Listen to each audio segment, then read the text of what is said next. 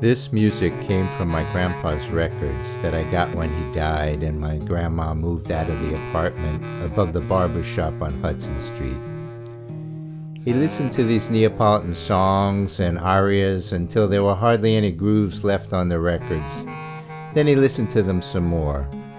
They'd remind him of Avigliano, which he left by himself when he was only 14.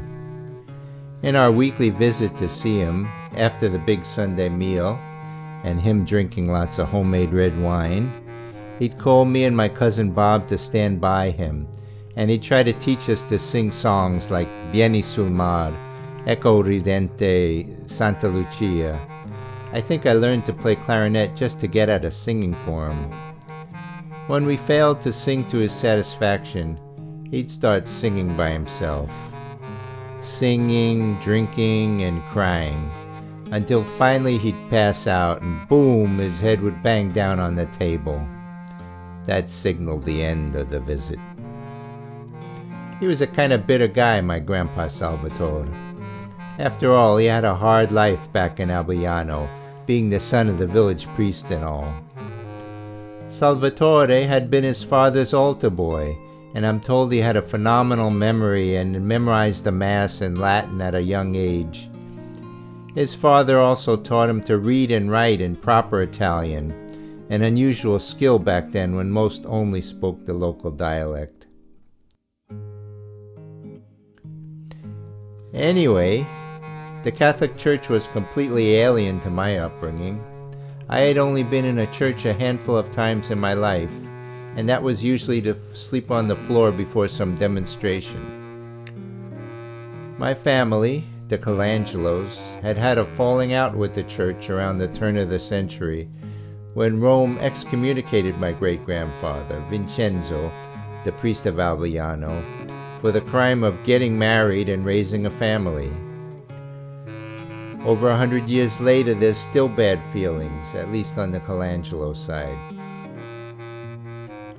When I turned 40, I visited Gubbio in Umbria in central Italy. I was part of a crowd of tourists hoping to gawk at the mummified body of a local saint, Ubaldo.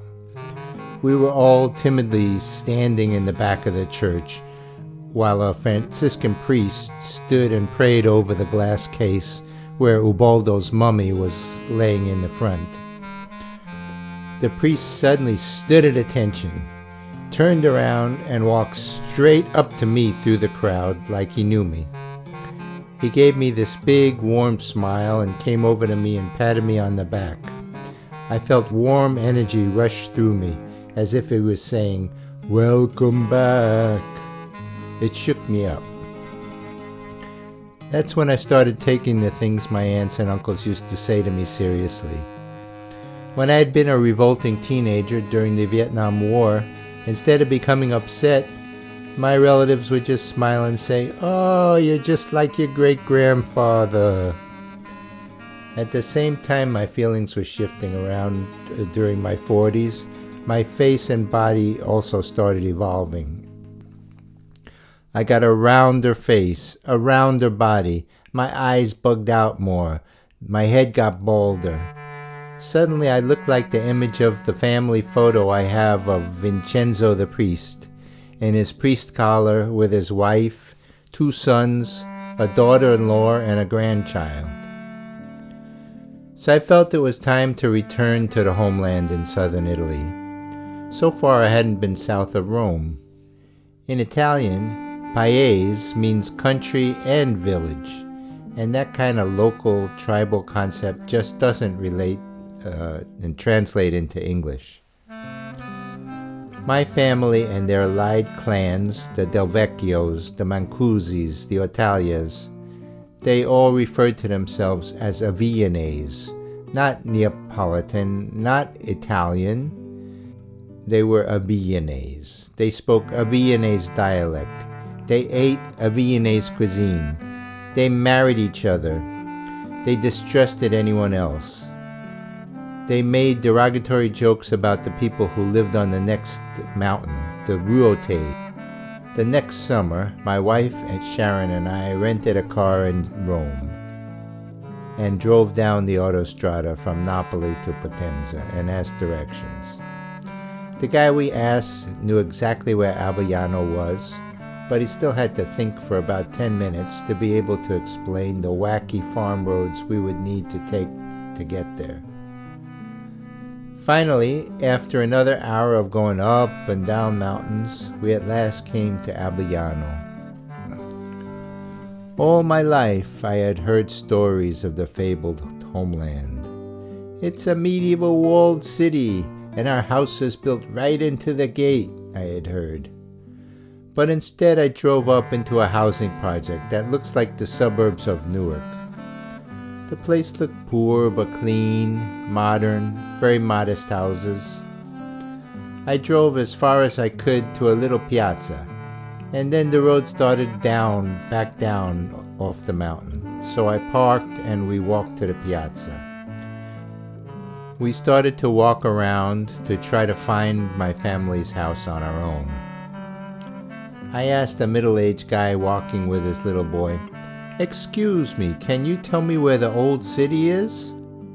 He looked at me confused and annoyed. "What do you mean, old city? The whole thing's the old city. Here, there, what do you want?"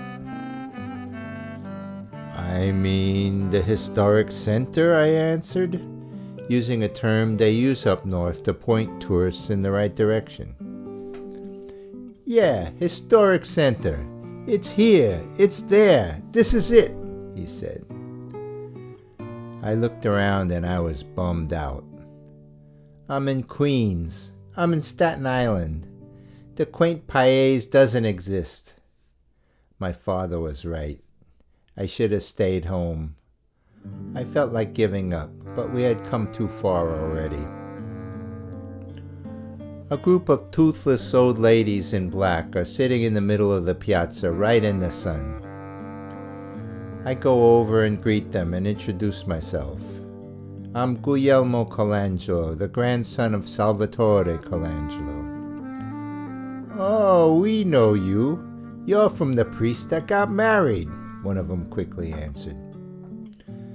"That's true," I shot back, and they all cackled and then got friendly. One of the women pointed to a little house built into the arched passageway leading to a smaller piazza. "That's your house over there. Nobody's buying it," she says. I thanked her and headed over to the Colangelo house. It was a tiny 2-story stone structure built in the 1400s. You could tell the for sale sign had been there for a long time. A little way down from the piazza, there was the Mancusi Cafe. I asked him to recommend a place for pranzo. He steered me to a trattoria near the piazza, marked only by a handwritten sign that said Vendita da Vino, which just means wine cellar and doesn't mention food. We walked into the trattoria, and an old guy came out from the counter and just stares at us. I felt like I was in some old western.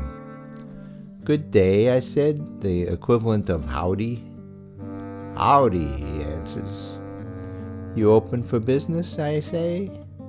"Yup," he says. "Can we sit here?" "Wherever you like," he answers. There's no menu. He just says, "What do you have?" I shrug. "I don't know. Pasta?" He just says, "Pasta, va bene," and he splits for at least 45 minutes. After a little while, a weather-beaten old guy comes in, stares at us for a second, and sits down. The owner appears from the back, carrying him a pitcher of this excellent Aglianico wine, local wine, which the guy commences to belt down out of a small glass while the owner disappears again. Finally, the owner comes out with 2 bowls of handmade ravioli with ragu and leaves. I taste the pasta and I'm overwhelmed with emotion.